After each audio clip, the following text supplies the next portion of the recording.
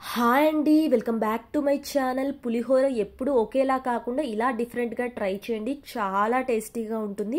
అది ఎలా ప్రిపేర్ చేయాలో చూసేద్దాం రండి. అండ్ దానికి కావాల్సిన ఇంగ్రీడియంట్స్ అయితే ఇక్కడ అయితే కొన్ని పల్లీలు తీసుకున్నాను. అలాగే పోపు కోసం ఆవాలు, జీలకర్ర, ఎండుమిర్చి, కరివేపాకు, 4-5 పచ్చిమిర్చి చీలికలు తీసుకున్నాను.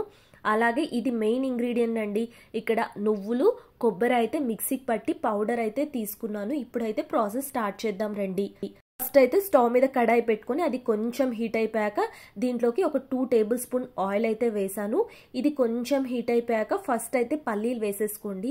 పల్లీలు బాగా వేయించుకోండి. సో చూడండి, సిమ్లో అయితే పెట్టి వేయించుకోండి.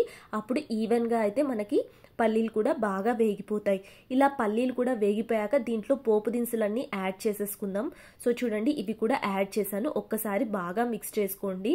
సో ఇలా సిమ్లో పెట్టుకొని అయితే వేయించుకోండి. నెక్స్ట్ ఇవి వేగిపోయాక దీంట్లోకి కొద్దిగా పసుపు కూడా వేసేసుకొని అది కూడా బాగా మిక్స్ చేయండి. సో ఇలా మిక్స్ చేసుకున్నాక నెక్స్ట్ కొబ్బరి అలాగే మనము నువ్వులు తీసుకున్నాం కదండి పౌడర్, అది కూడా యాడ్ చేయండి. సో బాగా మిక్స్ చేసుకున్నాక కొద్దిగా సాల్ట్ వేసుకొని మళ్ళీ ఒకసారి అయితే మిక్స్ చేసుకొని కొద్దిగా కొత్తిమీర అయితే యాడ్ చేసేసుకోండి.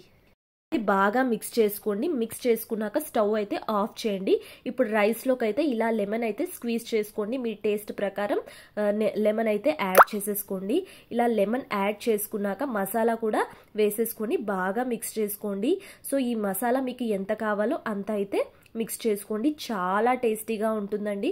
సో కొబ్బరి, నువ్వులు వేయడం వల్ల మనకి పులిహోర టేస్ట్ అయితే చాలా బాగుంటుంది. ఎప్పుడు ఒకేలా కాకుండా ఇలా డిఫరెంట్గా ట్రై చేయండి. ఒకసారి ట్రై చేసి మీకు కూడా ఎలా అనిపిస్తుందో కమెంట్ బాక్స్లో కమెంట్ చేయడం మాత్రం మర్చిపోవద్దు. Bye bye.